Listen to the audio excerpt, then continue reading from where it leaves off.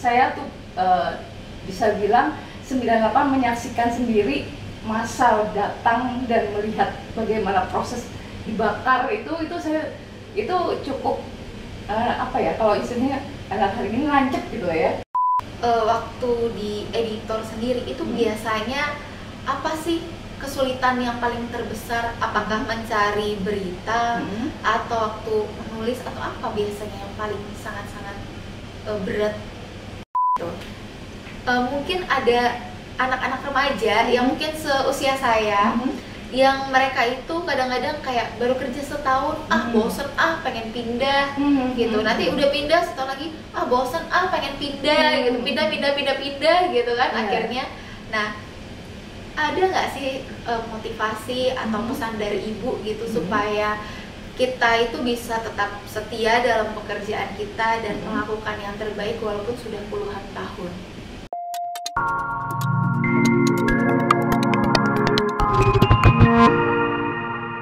Jadi hari ini saya senang banget karena kedatangan narasumber yang sangat-sangat spesial banget, dan narasumber ini adalah chief editor dari My Home Magazine. Siapa lagi kalau bukan Ibu Dita.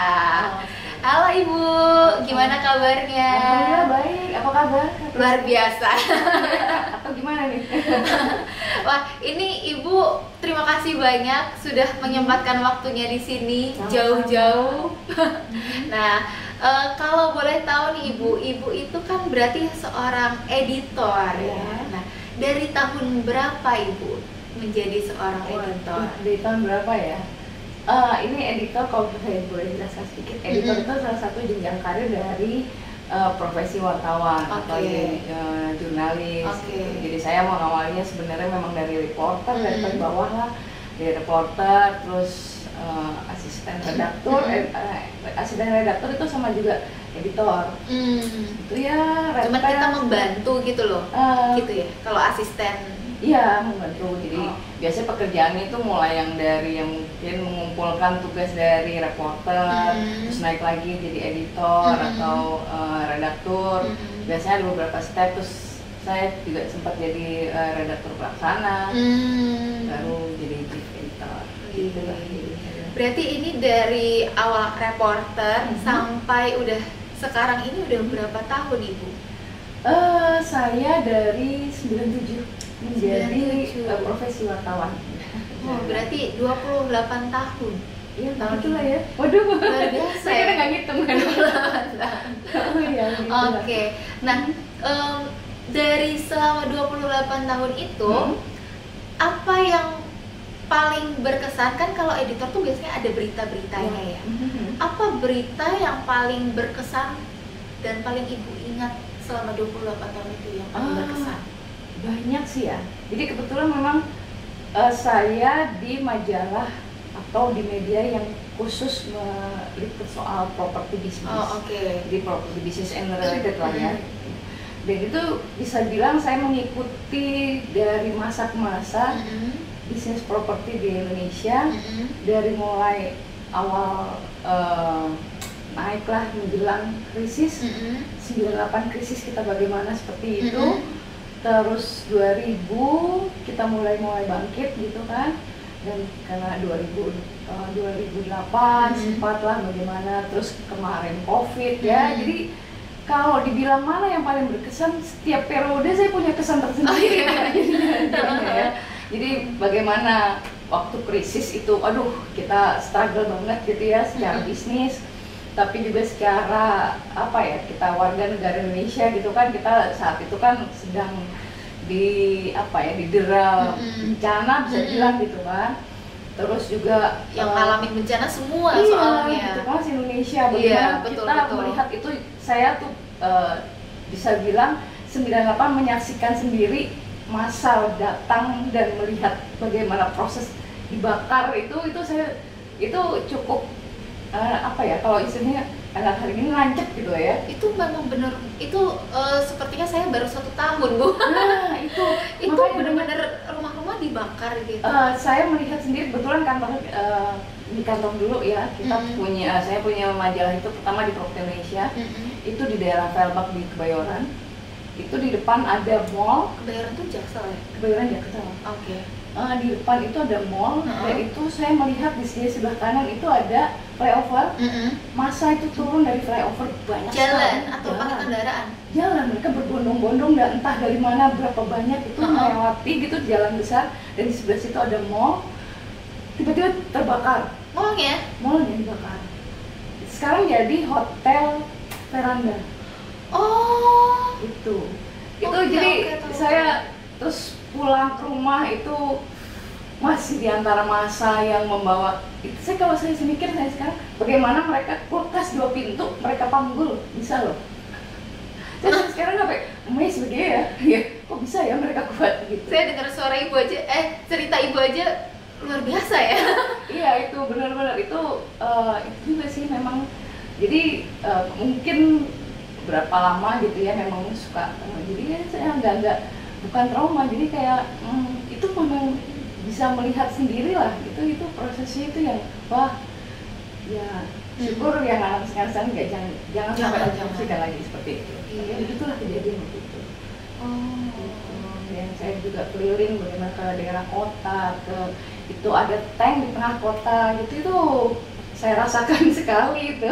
Emang waktu itu kalau sekarang kan kayak ada yang demo, itu kan biasanya polisi menjaga ya, supaya tidak rusuh kan. Kalau dulu emang tidak ada, Bu? Ada, ya itulah kondisi politik gitu ya. Ya saya ikut juga ke DPR waktu itu, jadi sebenarnya bukan ikut demo, nggak ada liputan juga, tapinya jadi volunteer untuk membantu mahasiswa gitu kan. Jadi ya itulah melihat yang ada polisi, memang ada tentara juga. Waktu penembakan kebetulan saya memang tidak di lokasi, tapi dari cerita-cerita teman itu sangat mengerikan gitulah. Yang bakar-bakar di daerah kota itu, aduh saya kadang mendengar cerita aja kadang saya sudah cukup gitu. Iya. Karena juga aduh sudah cukup gitu. Itulah ya, salah satu yang mungkin jadinya terekam terus lah ya di saya juga. Iya, apalagi lihat langsung. Iya gitu. Nah, ibu kan di majalah ya. Kalau zaman sekarang, ini saya penasaran banget nih. Zaman sekarang itu kan rata-rata pakai HP ya, gitu. Semuanya serba digital, cari serba digital gitu. Dan terkadang saya pribadi pun udah jarang baca buku, bacanya HP. Gitu kan. Nah, untuk bisnis media, buku itu apakah masih relevan dengan saat ini? Relevansinya itu sebenarnya bagaimana kita bisa menyesuaikan diri. Jadi karena sudah berproses ya, kita bisa melihat. Jadi majalah ini terbit juga awalnya sekitar saya di My Home itu kan bisa bilang baru ya, tapi itu media udah berapa lama. Jadi media ini juga harus mengikuti ya. Jadi tadinya cetak, terus dalam bentuk printing kan ya, cetak itu.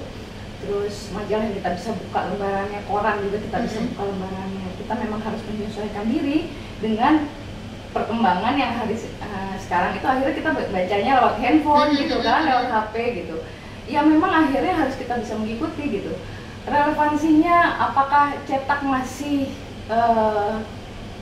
dibaca gitu ya, dan masih diminati? Diminati sebenarnya masih ada beberapa yang mereka lebih suka untuk memegang, karena memang feelingnya beda.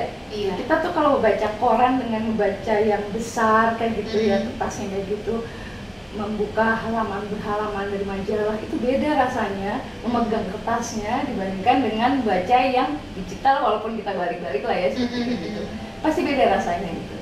Tapi memang itu jadi eksklusif hitungannya mungkin ya, jadi akhirnya memang biayanya juga sangat mahal dan itu kayaknya tidak ekonomis lah untuk dijalankan gitu. Jadi memang saat ini media kita akhirnya memang menjadi majalah digital. Jadi kita mainnya di web gitu juga. Jadi kita semua akhirnya begitu ya. Jadi mulai kita punya majalah digital, tapi cetak juga ada. Tapi on demand balik lagi karena ada beberapa orang juga masih atau beberapa company lebih suka juga membuat dan mencetak gitu juga. Kalau dari 100% dari customer-nya sendiri yang cetak berapa persen, yang digital berapa persen? sekarang sih kita bisa bilang hampir 100% untuk digital akhirnya. Oh gitu. Ya, digital dan media sosial lah, web juga kita bikin. Kita buat aja seperti itu. Oke. Terus kalau misalnya nih, Bu, kan Ibu berarti udah 28 tahun ya. Kesannya tua sekali jadinya. Mungkin seumur saya gitu ya. Nah, selama berkarir itu kan selalu di media ya. Iya. Pernah bosen nggak sih, Bu? Pernah nggak ya? Kalau saya bilang bosen sih enggak. Cuma saya balik lagi mikirnya gini. Kalau bosen di sesuatu hal itu karena apanya? Saya harus lihat dulu karena apanya. Jadi apakah pekerjaannya atau tugasnya lah, misalnya bilang gitu kan. Saya bisa dibilang bosan itu sempat di tahun berapa ya, itu memang karena bosan saya ngerasa kok pekerjaannya hanya itu aja gitu. Tapi saya balik lagi, sebenarnya saya suka pekerjaan ini gitu. Saya jadi berarti saya kurang ilmu aja gitu. Itulah akhirnya saya pikir saya ngambil sekolah lagi aja gitu.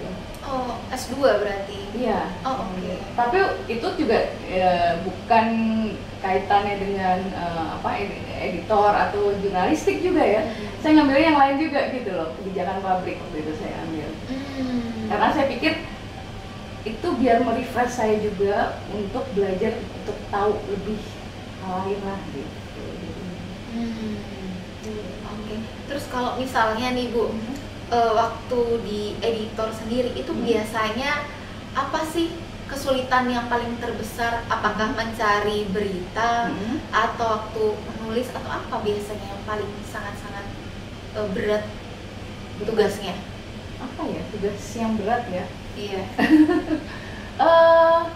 Kita gini, kalau jurnalistik itu atau wartawan itu kita harus punya pandangan dari dua sisi. Jadi kalau misalnya ada berita dari si A bilang si B nggak bagus gitu kan misalnya, ya kita dapat dari berita nih si A demikian, tapi kita juga harus berusaha untuk dapat kebenaran dari yang lain gitu, dari yang B bagaimana gitu. Nah itu yang harus kita istilahnya dalam tanda kutip akomodir semuanya, karena kita dari dua sisi kita harus lihat gitu. Nah itu yang memang kadang akhirnya yang kita harus bisa menjelaskan juga ke publik bahwa ini beritanya demikian, misalnya tentang si B, tapi kita belum bisa mengkonfirmasi dari si B, itu yang harus dijelaskan. Sebenarnya hampir semua lah ya, dari semua profesi pasti ada hal yang harus ada penyesuaian atau harus ada sulit atau tidak, tapi kan itu dilihat lagi bagaimana kita bisa menghadapinya. Kalau boleh tahu nih Bu, Ibu cita-cita jadi editor itu atau masuk ke media sejak kapan? Saya nggak punya cita-cita jadi editor. Oh oke. Cita-citanya sebagai? Waduh, ini kalau dari zaman dulu cita-citanya anak zaman dulu profesinya itu gampang. Oh oke. Kalau nggak dokter, insinyur, kayak gitu, direktur. Oh iya. Kayak gitu, pokoknya mungkin di zaman tahun 60-an gitu orang tua kayak pasti begitu. Jadi balik lagi saya menjadi wartawan karena saya sebelumnya dulu kan saya backgroundnya itu adalah kuliahnya di planologi, jadi sempat bekerja di biro arsitek. Tapi sebelumnya tahun sekitar 96 gitulah, 96-97 itu kondisi itu udah mulai menurun lah gitu secara bisnis gitu kan. Planologi itu apa Bu? Planologi itu perencanaan kota dan wilayah. Oh. PWK istilah pendeknya sekarang. Kalau di Jakarta itu ada di Tarumanegara gitu kan. Itu dulunya kalau sudah dibuka sekarang. Jadinya karena bisnis waktu itu saya tuh tiba-tiba ya saya berpikir aja untuk switch saya mau cari profesi baru lah gitu. Oh tiba-tiba yaudahlah editor aja gitu ya. Iya, saya langsung jadi wartawan dulu gitu lah masuk profesi wartawan. Kebetulan bapak saya tuh dulu pernah menjadi editor freelance di RRI radio dulu kan. Udah kamu jadi wartawan aja gitu. RRI masih ada nggak sih Bu? Masih. Itu kan pemerintah ya. Oh oke. Terus ya udah jadi men-switch aja, tapi sempat mau masuk di harian atau majalah mingguan gitu.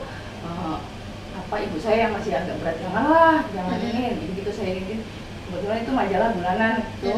Ini properti masih ada kaitannya dengan sekolah lah gitu. Ini majalah bulanan, nggak terlalu sibuk gitu.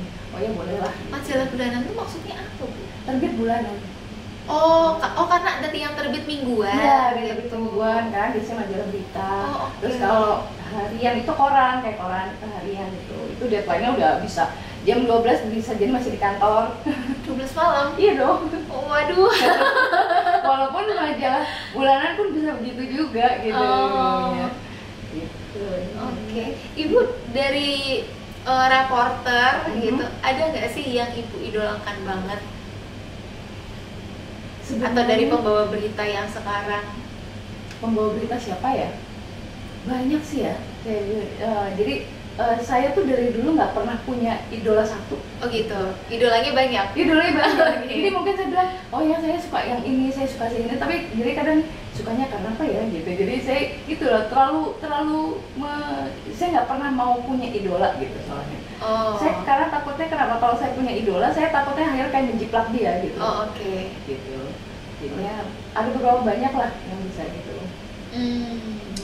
Oke. Terus kalau misalnya nih Bu, kedepannya Ibu apakah masih ada cita-cita lagi nggak sih yang mau diraih gitu 5 tahun 10 tahun lagi, atau nanti saya mau punya agensi editor sendiri gitu, atau apa Ibu cita-cita kedepannya, atau saya mau punya bisnis nih gitu? Saya sih sebenarnya orang yang tidak terlalu punya ambisi untuk bisnis. Gitu. Jadi saya hanya mengikuti. Tapi memang kalau saya sih sebenarnya mungkin juga karena sudah umur ya, sudah waktunya, banyak teman-teman saya istilahnya sudah masuk atau pensiun, jadinya ya sudah tidak usah terlalu punya ambisi yang terlalu jauh gitu kan, nggak usah terlalu jauh juga, ya udah jalanin aja lah dulu ini. Tapi masih awet muda loh. Aduh, terima kasih. Kalau mau pensiun belum terlihat soalnya. Iya masih 40-an. Aduh, terima kasih. Kalau Ibu nggak bilang, saya juga nggak tahu sih. Pensiun. Iya gitu aja lah. Saya mengikuti ini saja lah. Mengikuti jalannya saja gitu lah kalau memang itu. Jadi kadang ambisinya itu cuma jangka pendek aja lah gitu. Kayaknya saya tertarik membuat apa gitu kan. Aduh coba jalanin gitu aja paling gitu. Saya nggak punya lagi masa yang jauh lagi lah, 5 tahun atau 10 tahun apa lagi gitu kan. Nah terakhir Bu, mungkin Ibu kan sudah bekerja di dalam company 28 tahun ya gitu. Mungkin ada anak-anak remaja yang mungkin seusia saya, yang mereka itu kadang-kadang kayak baru kerja setahun, bosen, pengen pindah gitu. Nanti udah pindah setahun lagi, bosen, pengen pindah gitu, pindah gitu kan akhirnya. Nah, ada nggak sih motivasi atau pesan dari Ibu gitu supaya kita itu bisa tetap setia dalam pekerjaan kita dan melakukan yang terbaik walaupun sudah puluhan tahun?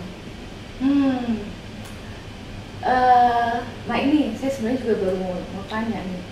Katanya anak-anak sekarang itu masa kerja nggak harus lama-lama di satu company, itu nggak gitu?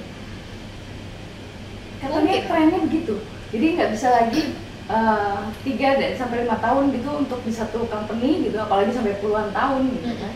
Jadi 2-3 tahun itu udah lama menurut mereka. Begitu kan anak-anak sekarang?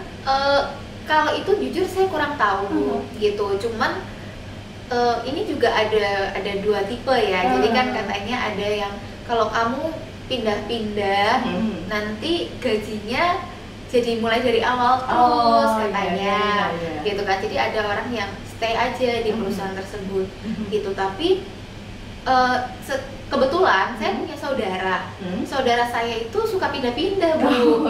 Jadi pindah dari satu ke satu, tapi jabatannya selalu naik. Ketika dia pindah jabatannya naik, salarinya naik, pindah lagi jabatannya naik, sampai sekarang udah cukup baik lah gitu dia sekarang gitu, daripada temennya dia, karena kan kebetulan dulu juga dia di Jogja gitu kan, jadi saya kenal lah beberapa temannya. Daripada temannya yang stay terus di satu pekerjaan, itu lebih di situ-situ aja gitu. Daripada saudara saya yang pindah-pindah gitu. Jadi kalau pertanyaannya sekarang anak suka pindah-pindah, ya mungkin ada yang gitu karena kebetulan saudara saya seperti itu. Tapi kalau ditanya baiknya yang mana, saya nggak tahu ya.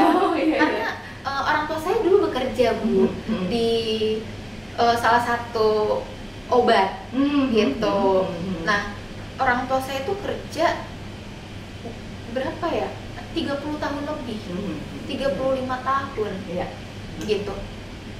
Saya kadang membayangkan gitu kan, saya bekerja 35 tahun, apa rasanya ketemu orang itu terus gitu kan. Gitu. Tapi mama saya happy ngejalaninnya gitu. Tapi kalau saudara saya itu enggak, pindah sini, pindah. Tapi mungkin sekarang dia juga masih 30-an.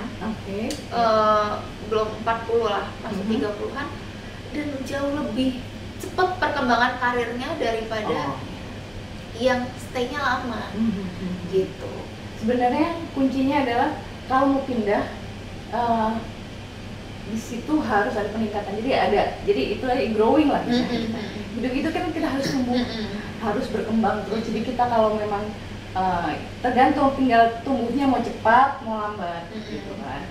Tapi berusahalah untuk setia pada satu hal gitu. Jadi kalau memang di situ, misalnya di perusahaan pertama dia dalam waktu 2 tahun dia sudah merasa bosan, dia harus tahu juga bosannya itu kenapa gitu kan. Kadang kalau saya sih lihat ya, anak-anak sekarang tuh bosannya cuma karena apa? Lingkungannya dibilang toxic lah gitu kan. Ngomongin satu sama lain. Nah gitulah ya. Di semua company pasti sama.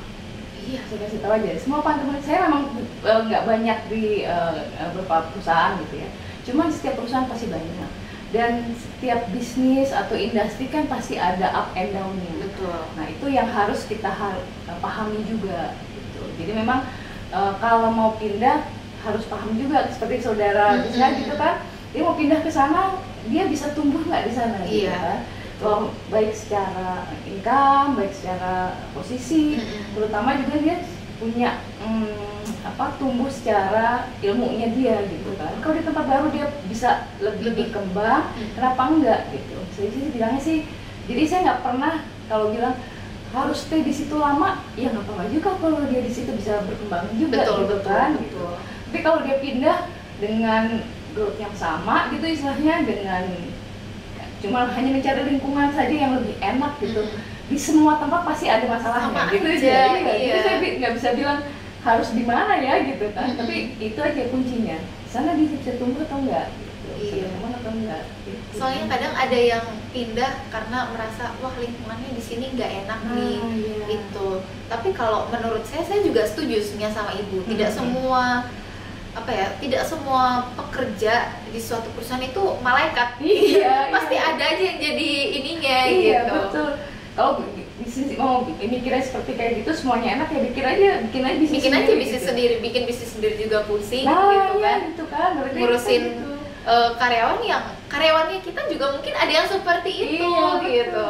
Memang gitu. Jadi pasti ya tidak ada yang kalau nasihat saya gitu aja, dimanapun kamu bisa tumbuh gitu ya masuklah ke situ gitu. Baik, terima kasih banyak Ibu atas sharingnya. Terima kasih sama juga. Saya yakin pasti sharing yang Ibu berikan pasti akan bermanfaat juga untuk yang lain. Apalagi yang sedang berjuang ataupun merasa wah gimana ya karir saya gitu kan. Baik, semoga dengan sharingnya Ibu yang sudah sangat berpengalaman itu semoga mereka bisa dikuatkan. Amin. Terima kasih. Sama-sama.